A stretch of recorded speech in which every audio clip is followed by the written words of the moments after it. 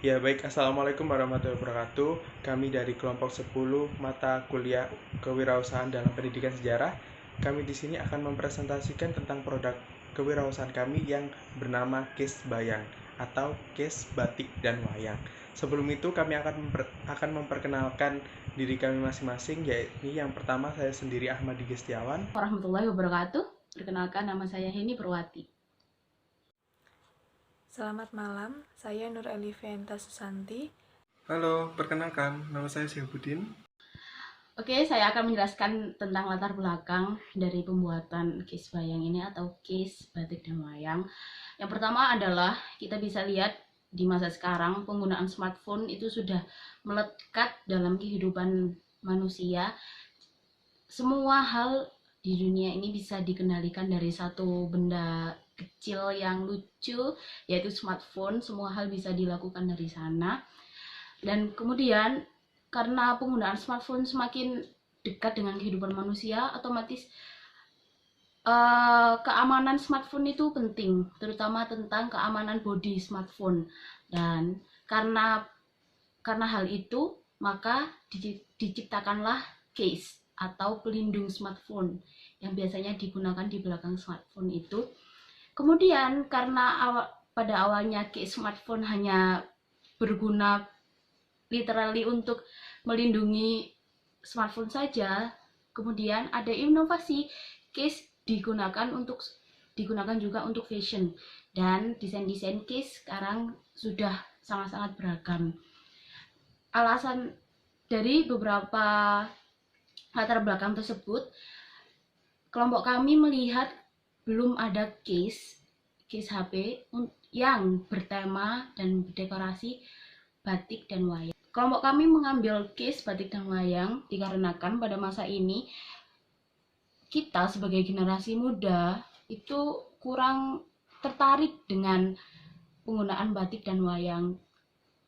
Terutama menurut kelompok kami juga desain batik dan wayang ini sebenarnya estetik sekali ya, namun pengemasannya kurang modern. Jadi beberapa paling kita lihatnya topi, selendang, tas atau apapun. Nah, ini kita kreasikan baru ke desain case yang mana bisa lebih trendy, bisa lebih fashionable, dan bisa sekaligus juga melindungi HP kita. Jadi ada 3 latar belakang utama, yaitu fashion dari kita, yaitu fashion dari HP sebagai salah satu item fashion.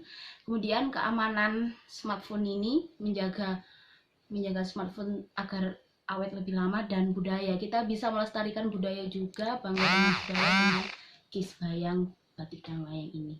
Terima kasih. Baik, di sini saya akan melanjutkan ke bab 2 tentang gambaran umum dan rencana usaha.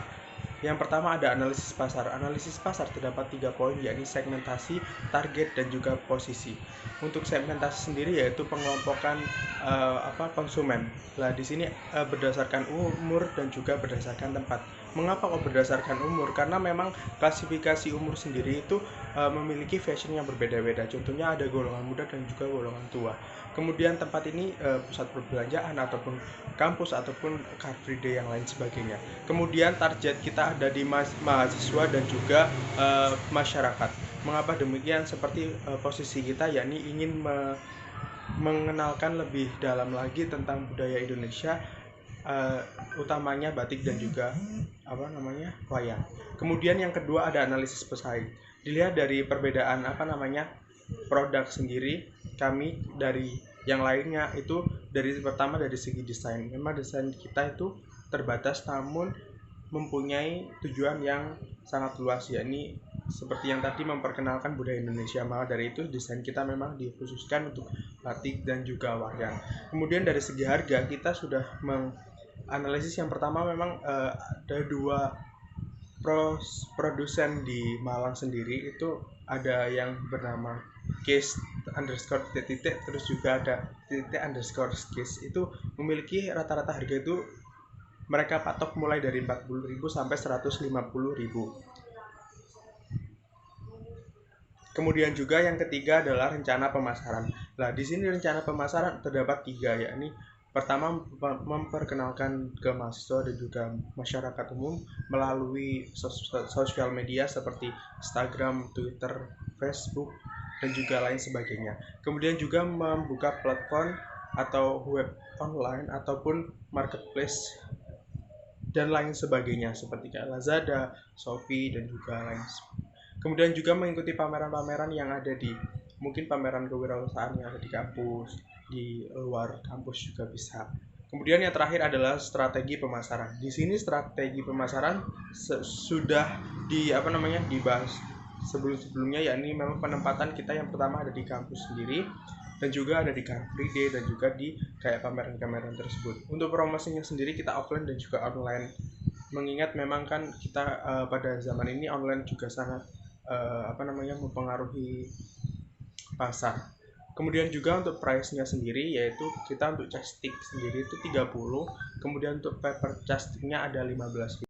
Selanjutnya, saya akan membahas mengenai metode pelaksanaan yang akan dilakukan oleh kelompok kami. Yang pertama adalah persiapan. Terdapat beberapa tahap yang akan dilakukan. Yang pertama adalah memilah atau melakukan survei terhadap target market, kemudian menentukan koloni market atau menentukan subjek dari pemasaran kami, kemudian mulai memilih bahan case yang sesuai dengan target market, kemudian memilah bahan kertas dan batik sebagai bahan utama atau backdrop, kemudian menentukan standar harga pada setiap case dan backdrop batik sesuai dengan kualitas produk. Kemudian yang terakhir adalah mempersiapkan sistem promosi baik secara offline maupun online. Memasuki bahasan selanjutnya adalah pelaksanaan program. Pada proses pelaksanaan program, hal-hal yang akan disiapkan: proses pengemasan, proses pemasaran offline dan online, serta yang terakhir adalah pengiriman kepada konsumen. Metode promosi dan penjualan yang kami gunakan adalah melalui offline dan online.